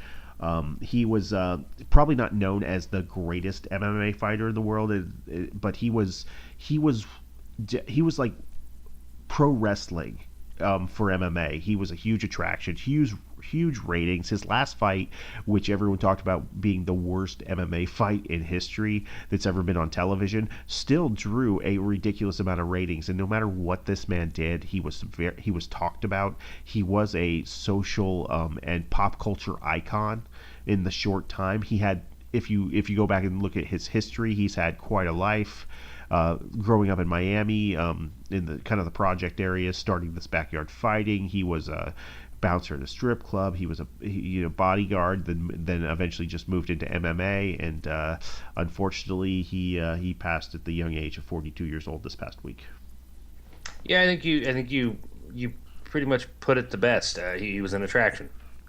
He was one of he was one of MMA's only real genuine attractions. Because I've always personally felt, maybe this is just me, but I've always personally felt that in the world of mixed martial arts, attractions don't come around that often because all of these guys are such fine-tuned machines. They're all such just ridiculous ass kickers, and since the outcomes are not predetermined, anyone can get crushed at any time. So a genuine attraction is a difficult thing to cultivate. Ronda Rousey did it. Kimbo Slice did it. Trying to think of like other people. Brock Lesnar did it. You know what I mean? It's more sort of about the unique circumstances and the interesting story. When you've got a guy who's just an extraordinarily talented fighter, but his road leading to the fights isn't all that terribly interesting. He falls short, he or she, for that matter, falls short of being an attraction. I mean, look at Holly Holm. Holly Holm is just such an unbelievably talented fighter. But her story wasn't anything that was overly interesting or overly gripping, and then she turned around and lost the belt in her very next fight. And so Holly Holm, while an absolute machine and a badass and a fantastic fighter, isn't the attraction that Ronda Rousey is. And that's what Kimbo Slice was. He was an attraction, and that's the perfect word for it. You said it, and I was like, yeah, that's it. You already got it. You already nailed him down in one word. Yeah. So, and moving on from that, I don't want to just kind of skip over that, but I don't feel that we've said a lot. Like, I feel bad for anyone that is his friends, his family, and we send out our condolences to them. But we're talking now. If we're talking about MMA attractions, you kind of mentioned one that actually made a big announcement this week, and that is Brock Lesnar is returning to the UFC for a one-off fight at UFC 200 July 9th. And they announced this past Monday his opponent, which I thought is the worst opponent that they could have gotten for him. But he will be taking on Mark Hunt in a heavyweight competition. And yeah, this is interesting. The WWE actually put out a statement as soon as it was released, because it was reported early. I hate the word that they said it was leaked, because if I send you information from my company, I leaked it. But if you're a reporter and you write a story on it, you reported it. And so there was a big controversy about it getting leaked. But that I was gonna have a big statement about that, but they actually cleared all that up. There's no ban anymore. They've gotten rid of all that. So, but Brock Lesnar will be taking on Mark Hunt at UFC 200 July 9th as the co-main event, which I find is very interesting, and I'll tell you why. There are 3 title fights on UFC 200, which UFC 200 is a historic event. If anyone who doesn't follow MMA, Brock Lesnar was the main event at UFC 100, and it was, I think Conor McGregor may have beaten it, but it was the biggest, most buyed pay-per-view of all time when he defended his title against Frank Mir in their second fight and crushed him and then spit on him and then told everyone that he was going to go home and drink Coors beer because Bud Light wouldn't pay him anything, and then he said he might even go home and get on top of his wife. Some of the greatest Brock Lesnar isms ever. I love it when he gets going, because that's why he's an attraction. Exactly, because people either they tune in either to see him lose or to see him beat somebody up, and that's the thing Cain about Velasquez whooped his ass, but Cain Velasquez ain't an attraction. Exactly. Sorry, he's not. And that's why I think we're going to go into who he's fighting, Mark Hunt. This is why I think this is a problem. The Super Samoan Mark Hunt. Mark Hunt is probably the best one-punch knockout artist in the history of MMA. The guy's he's a highlight reel of throwing a punch and turning around and walking away as his opponent crumbles to the mat. Now, his record may not show it. He doesn't have the most stellar MMA record. I feel like he's like 12-10 or something along those lines.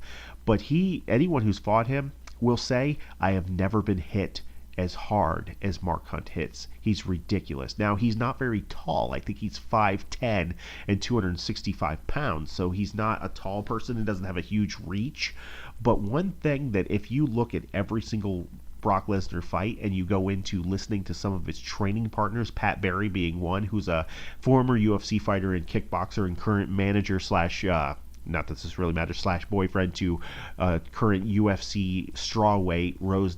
I can't think of her last name right off the the top of my head, but he has said, because he used to be his training partner, that he'd go in and do sparring with Brock, and he would just do full sparring, and he was stopped, and he was straight up told, he goes, Brock doesn't want you to hit him, so he wasn't allowed to hit Brock because Brock does not like to be punched. And so Brock, don't get me wrong, is an amazing wrestler, and he's a serious beast athlete, but every fight starts on its feet, and Mark Hunt may not have, he has decent takedown defense. He's not great in a scramble, and then once you get him on his back, he's kind of in trouble. But he's still not, it's not a guarantee you're going to put him down. And if he catches Brock, someone who does not like to be punched, and someone with that much punch out, like knockout power, it's a terrible matchup. And why I think this is a bad move, it's a good move if Brock wins, but it's a lose-lose move for WWE and UFC. Well, UFC, I don't think, they don't really care if he wins or loses because they're going to draw money anyway. But I think it's gonna hurt him in the WWE way more if he loses than it will as an MMA fighter, because they've built him up to be this huge beast. And if he goes out there and gets fucking starched in a minute or whatever in the first round, gets knocked cold, then that's going to really hurt. Yeah, it's hard. It's hard telling, and I'm amazed. I'm amazed that he's going that it's happening so soon. I think that's what got me was this announcement happened, and that doesn't feel like a whole lot of time to train against a guy who has spent a lot of time recently actually fighting in the UFC. You know what I mean? It feels like he doesn't have a lot of time to prepare, and yeah, I would agree with you. If this guy is such a mean striker, it could be a home Rousey situation all over again, where it's or to put it in video game terms, that someone like me would understand a little bit better. He's a solid counter pick to Brock Lesnar. He's just sounds like a really solid counter pick. Yeah, it is a bad idea because his last two fights have been first round knockouts. Like his last fight, he knocked Frank Mir out, who tested positive for performance-enhancing drugs and still got knocked out in the first round. Not saying he was on steroids or stuff. There's still controversy, and there might be overturning of that, but still, he knocked out Frank Mir right away, and it's not a good. I don't think it's a good idea for him to fight him. But it's at the same time, who are you going to throw in there with him? A lot of the guys who are legitimate contenders, because you want to throw him in there with a name, but also Brock's been away from the sport for 4.5 years, and you did say like the amount of time. The way he talked on SportsCenter, that he has not even started his training camp yet, and a training camp for a fight, any fighter will tell you, is 8 weeks. We don't have 8 weeks until July 9th. And yeah. Brock's a big guy, and he always used to have to cut to 180 or to 165 because he usually walks around, I think, around 195, 300 pounds. That's not an easy cut.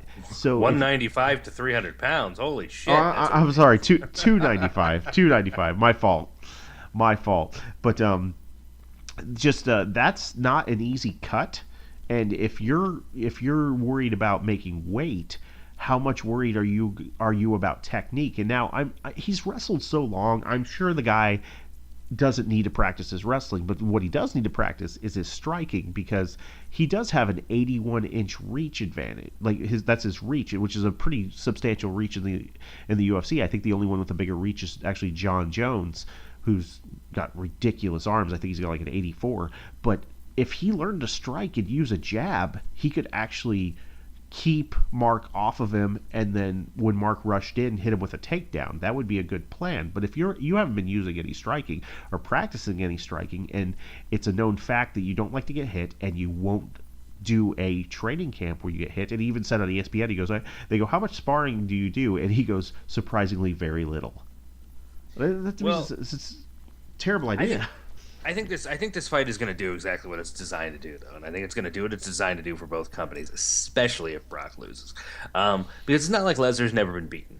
The WWE likes you to believe that he is absolutely the baddest man on the planet, but he's lost. He's lost multiple times, and that's fine. You know what I mean? He's a fighter. Nobody's gonna win everything. I'm certainly not here to call Brock Lesnar a pussy.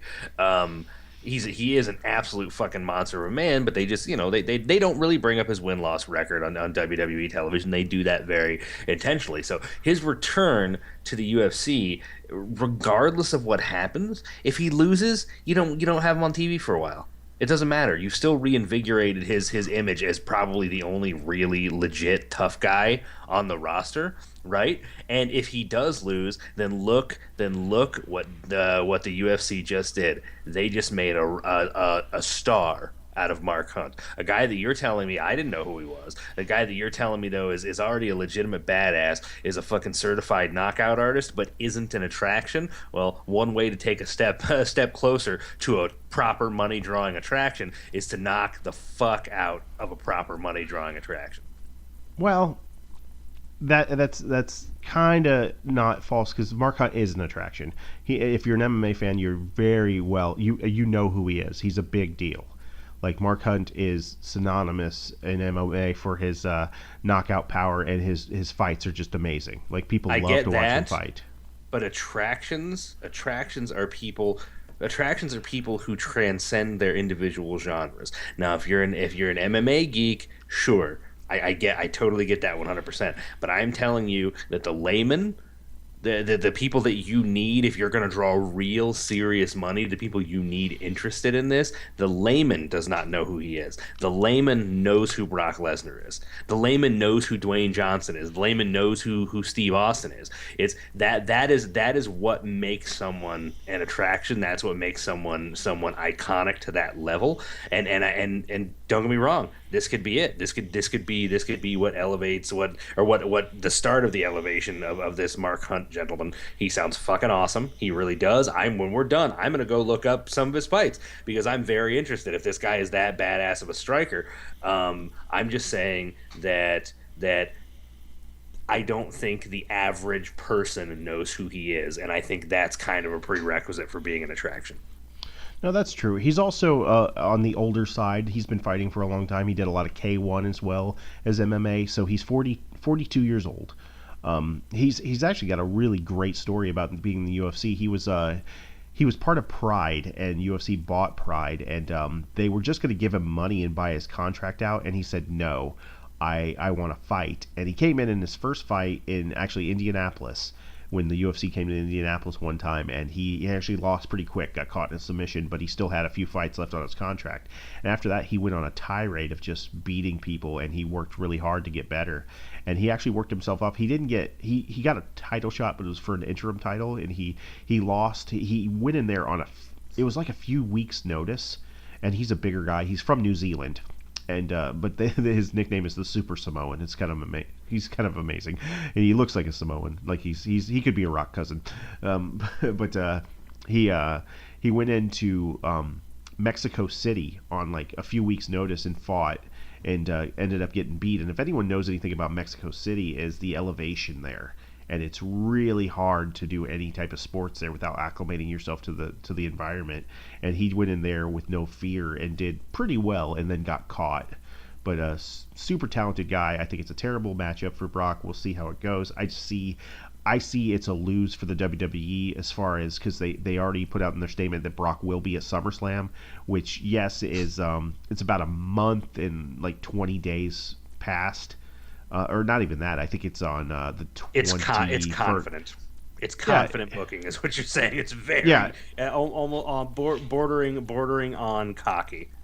Because they're gonna promote the hell out of Brock Lesnar fighting, and it's been said that there's some sort of deal where the UFC will be plugging SummerSlam as well, which they actually have an event the night before SummerSlam. Moving on to our next topic, which is rumored to be the date and the UFC debut of one CM Punk on August 20th at UFC. Wait, now is that the day of SummerSlam? The SummerSlam's the day after. It's actually the 21st. Holy shit. I didn't even realize that, and I fucking posted this article to you, and it just hit me. I was like, holy shit. Dana White's not stupid. No, he's That's all not I at really all. say. He is not a stupid man.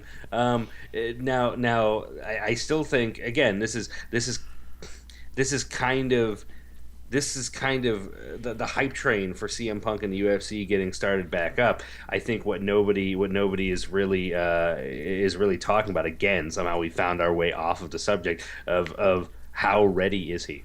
How ready? Because the last report we heard he was not ready, and now you're saying we're how many days? We're A almost little. 2.5 months away from a CM Punk UFC debut.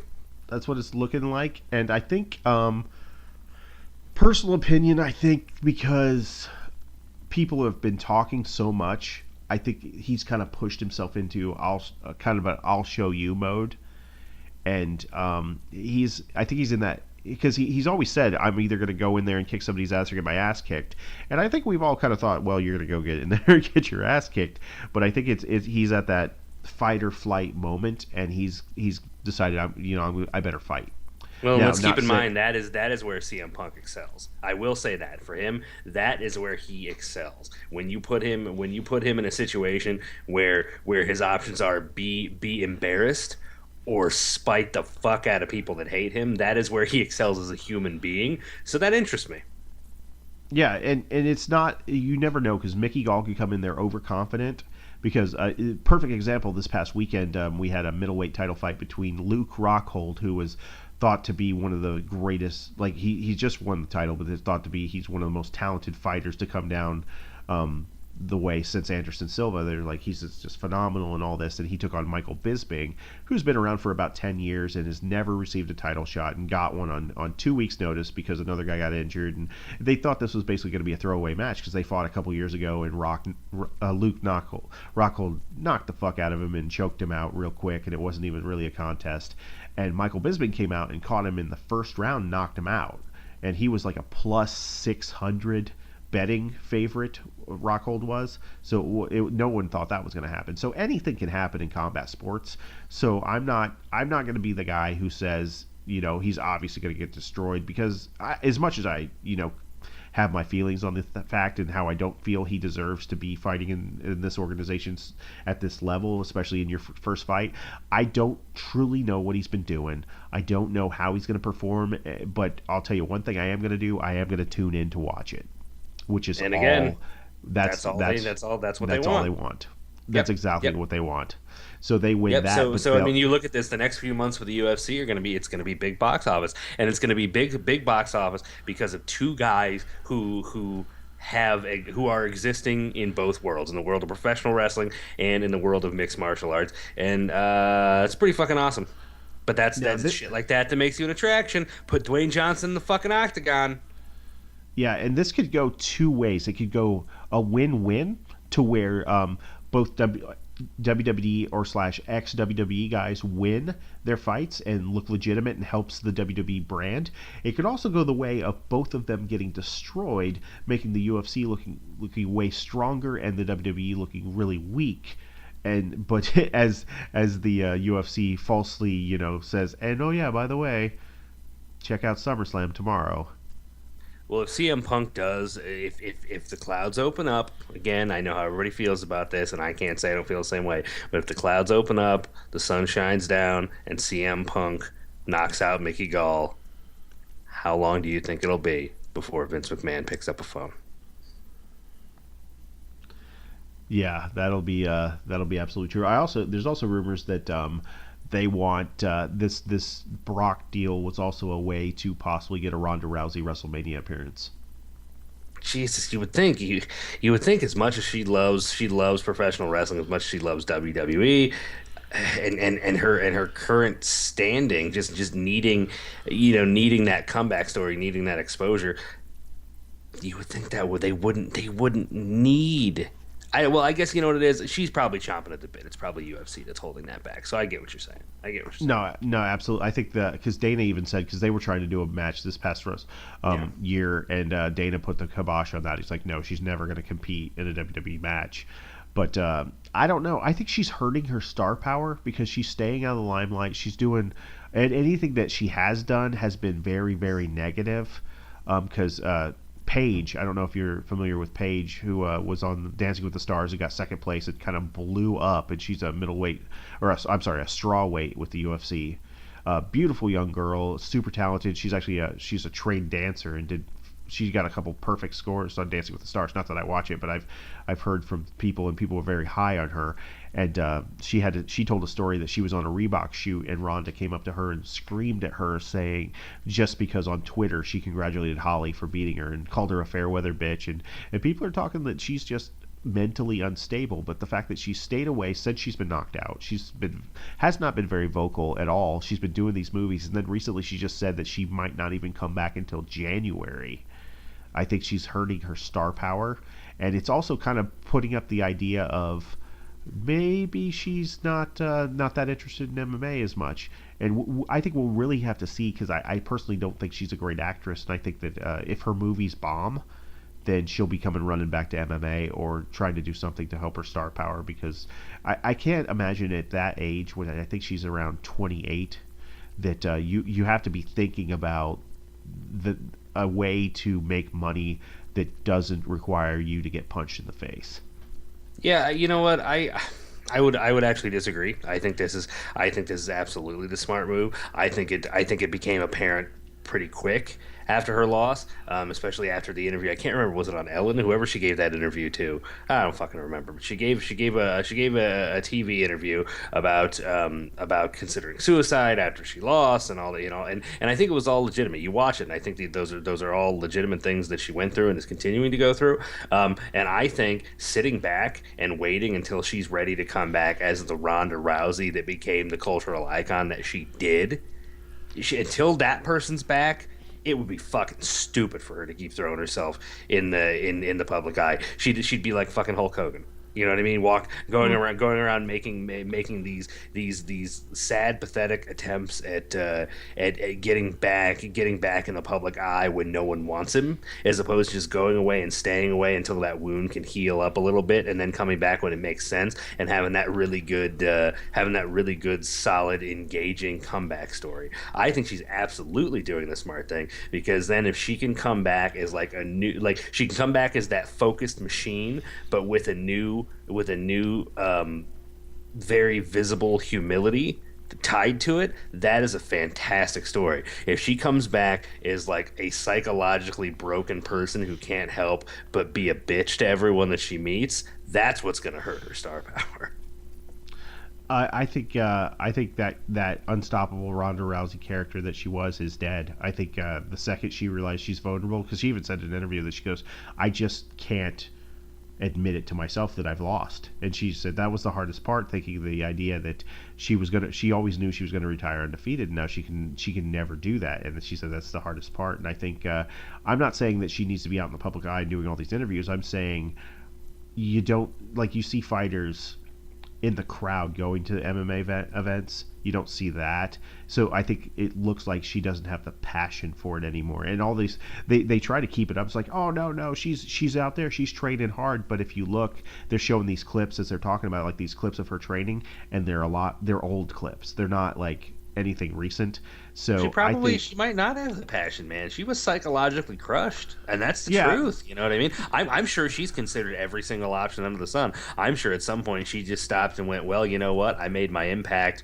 I'm not mentally ready to do this. Maybe I'll just start having kids. I'm sure she has thought of every single possible option, because she has the money to pursue just about anything she wants to. I'm sure she's considered every other option, and when you have so many options open to you that aren't getting punched in the face for money, you're probably gonna view things a lot different than you did than when you were young, hungry, had nothing, and the only way to the end of the rainbow was to fucking punch everything else on the rainbow until you got to the other side of it.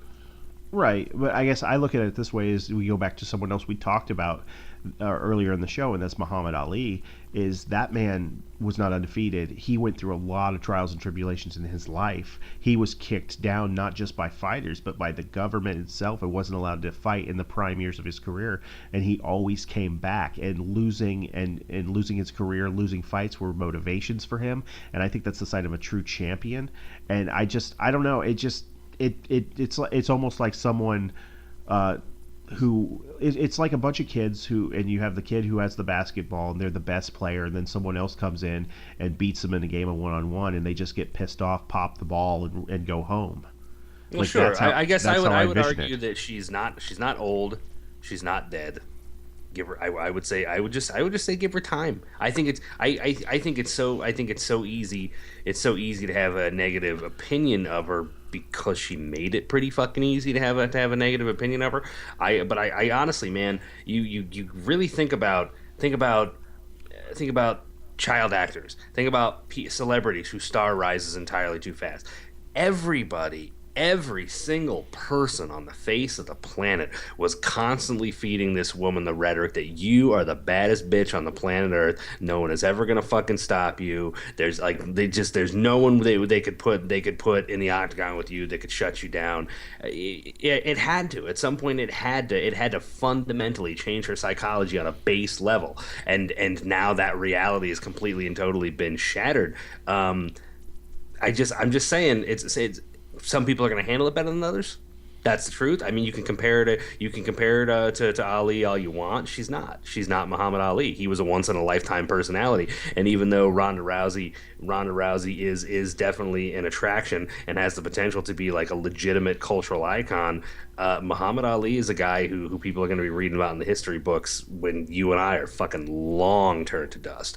So it just some people handle this shit better than others. And I think at the end of the day, that's what it boils down to. Yeah, I guess so. I guess we can concede on that one. Moving on to actual pro wrestling news, which is what we are here to cover. We kind of went on an MMA tangent for a while. But the judge ruling now with Jimmy Snuka. He is unfit to stand trial. Now, what do you think about this? I have my thoughts on it. I can't say anything because I really don't know. But I kind of feel a little shenanigans here. You know what?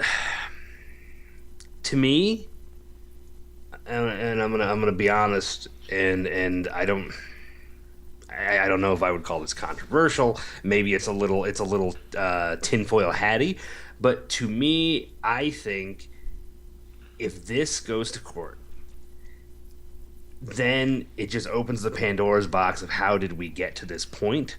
And I think that there are a lot of people in Allen County or Allentown, Pennsylvania. There are a lot of people in the justice system in that part of Pennsylvania that don't want this box opened for any fucking reason. And to me, that's what this really is. Because I don't remember who actually said it. I don't think it was Dave Meltzer. It was a combat sports journalist, but I had read something where they basically said at this point, this trial is really not about how Nancy Argentino died. It's not.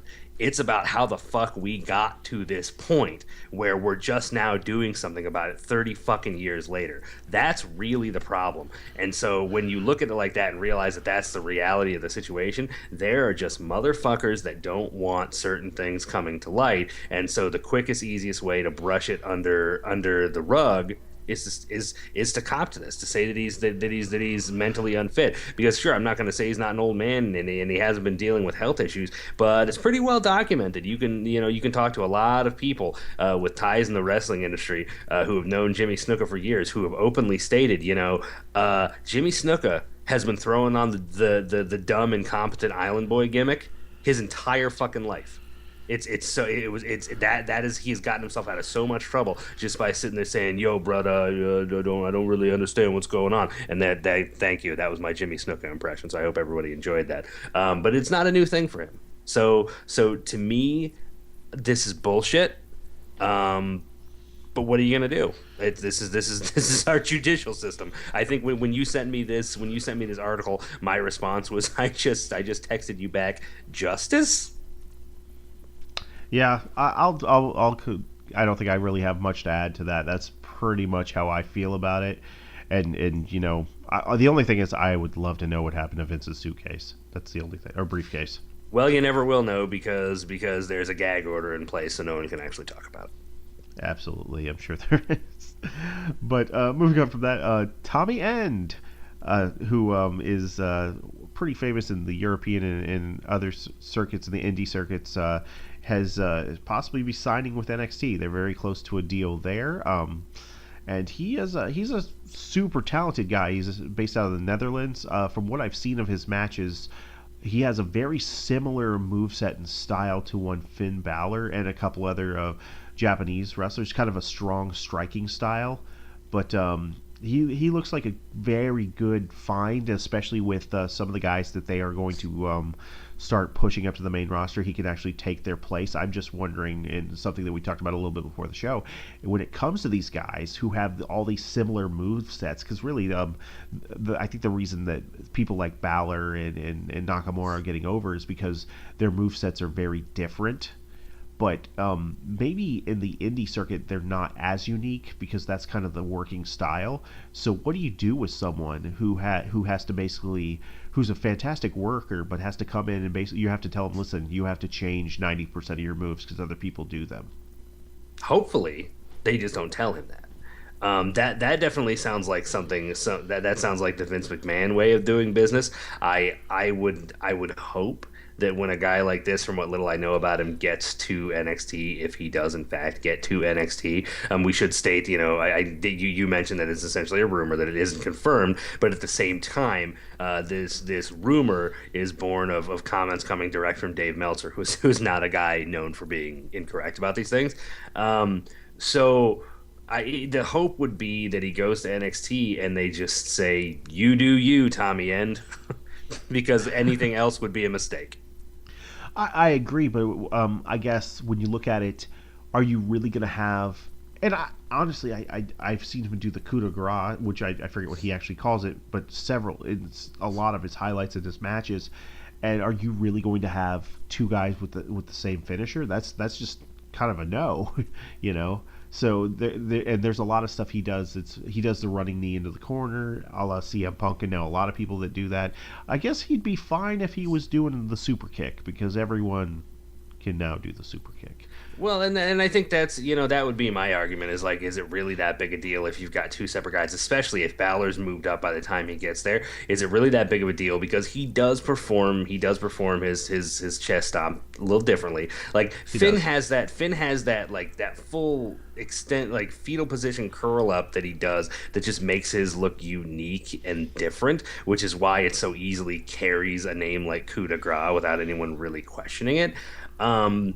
I feel like you could completely and totally have a guy with this similar moveset, because then down the road, if he hits the main roster and years from now you try to build a great, even Mania level feud between him and Finn Balor, it becomes a question of like, who is the master of this style? That to me is a perfect framework to a really great feud. Like you and I are so similar in so many ways. Now let's find out which one of us does it better. To quote Wolverine and Chris Jericho both, who is the best at what they do. No, that's a good point. And I guess it takes me back and makes me think of a match from I guess the 2002-2003 range, I think, somewhere in there, where we had Rob Van Dam taking on Eddie Guerrero, who both used the frog splash. So yep. I guess it is possible. I'm excited to see what he could do. He's a super talented guy, and he's a lot of buzz about him coming in, and we'll just see if and when he comes in. I know there's been a lot of also talk about Triple H highly pursuing to actually sign Bobby Roode. They even mentioned Bobby Roode being in NXT tonight, and really trying to get him and Eric Young on contract instead of just bringing him in for one spots. Oh, I didn't hear that they were actually pursuing Eric Young on contract. I was actually wondering where the hell Eric Young went, and that's what led me to believe that he was not going to be on contract, because he kind of came up and did his piece and kind of walked out. That's interesting. I think that's the interesting thing about NXT that they let people do. It's almost they bring them in, like guys that are established, and give them kind of like a tour, if you will, and bring them out to the show, let them do some spots, and let them decide. It was like, do you want to be here? This is what we're about, and give them that feeling. I think they're weighing their options, because I'm sure with the names they have, even not being with TNA, they could probably make a pretty decent living going over to Japan and Europe and various indie promotions, because I'm sure their booking fee is rather substantial, and probably on a week-to-week basis they may not make as much at NXT, but they might in the long run, because they might get more work. but it just might. They may not just. They'll get more work steadily, and probably make more per year, but they may not make as much per booking, if that makes sense.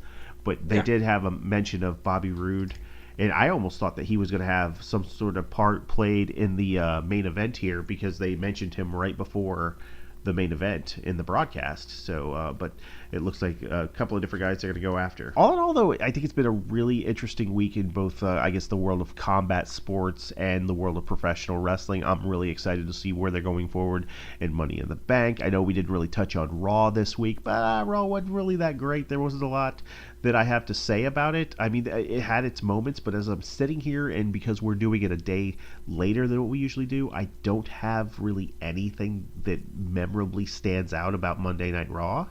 They're just kind of kicking the can down the road. You know, that's really what it felt like. They're kicking the can down the road, waiting to get to Money in the Bank. Like I'm going through sort of the follow up here, the list of everything that happened this week. And when I look at all this stuff, it's just kind of like no one really progressed.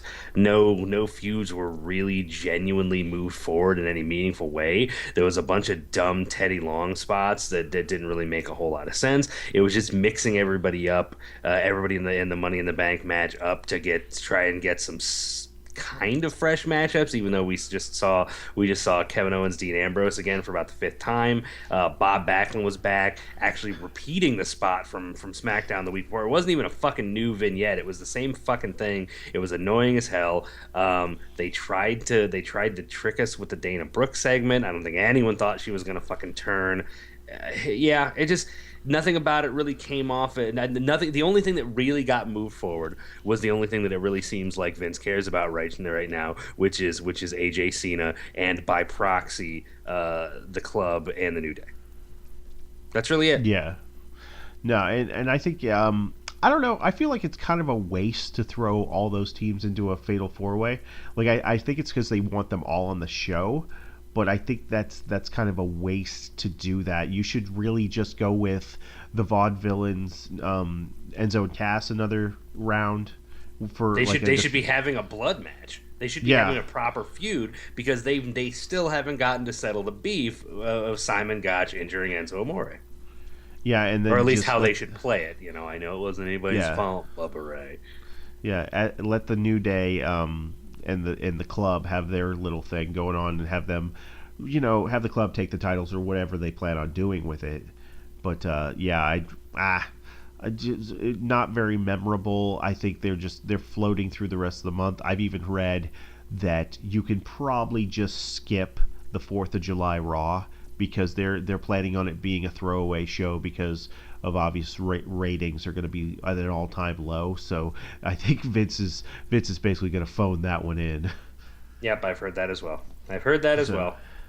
But I think next week we'll wait till next week, and we'll talk a little bit more about Money in the Bank, and we'll do some nice predictions. And if anything crazy happens in the world of professional wrestling, we will be sure to cover that. But I think that's about it. Let's go ahead. If there's any plugs you want to make here, or we could just say goodbye. Yeah, I'm just gonna do the normal Black Coat Radio shtick. So join us here on SoundCloud and on YouTube. David's done a fantastic job of getting all of our shows up on our YouTube page. We're just slowly but surely trying to really properly set up shop there to get a second outlet to consume our product. But every Monday, you're going to get the Zero Lives Video Game Podcast. Every Wednesday, you are getting the One Sweet Wrestling Podcast. And every Friday, you are getting Movie Night with Johnny Cinema. We did this week launch a special monthly podcast, really a labor of love for my family in the MMO I play, Final Fantasy XIV, which is actually done surprisingly well. So I'm going to see what kind of lessons I can take from that and spread a little bit of love throughout the Black Coat Radio family. Because I think that's one of the things I love about what we do, is each show does things a little bit differently, and there are strengths and weaknesses to every show, and every show kind of they kind of feed off of each other in a really interesting way, where I'm constantly trying to look and say, this worked over here, let's pluck it and do it here. This didn't work, let's remove it from here, or maybe it'll work over in this other show. It's kind of an interesting balance, kind of a Tetris game, if you will. But feel free to email us at blackcoatradio@gmail.com if you want to get in touch. watch, or leave comments on the videos, leave comments on the SoundCloud files. I get so excited when we get comments, when I can actually BS with fans, with people who listen to the product. Check us out on Facebook. One Sweet Wrestling Podcast is on Facebook. I will be the first to admit that it is easily the most neglected of all of our platforms. Facebook is sort of a weird place to try and push a wrestling podcast, just considering the way wrestling podcasts tend to be pushed. So I'm still not sure entirely where that's going yet, but feel free to stop by and check the page out. If some real traffic starts happening over there, then we might move a little more focus in that direction. But for right now, I think we're focusing our efforts in the right place. Wow, I actually forgot we had a Facebook page. Yeah, exactly, and it's just that for this particular show, it's not really the place or the way to push it, and so it's there in case we need it, but it's not something that I'm falling all over myself trying to make horribly active. Excellent. And with that being said, I'm going to leave a one sweet to you, Troy. To you too, brother. And we're going to see you guys next week, and I'm going to leave you out with this week's amazing promo. Earlier we talked to Jumpin' Jeff Farmer. Let's go now to that interview. Folks, there's Jumpin' Jeff Farmer. Jeff, a while back, what a match you had with Motley. Yep. Probably the hardest match I ever had in my life. But I don't like it when things aren't going my way. Motley Cruz, you turn the tables on me. You turn the tables in a wrong way. You got me mad now. I've stood around. I've listened to everything you had to say. I've did everything necessary. But when you turn around and you backstab me one way or another, and you cheat me out of what's rightfully mine, that's when I get angry. Now I'm the one doing the challenging. I'm issuing a challenge to you, Motley Cruz. Get in the ring with me. This time, I'm going full force.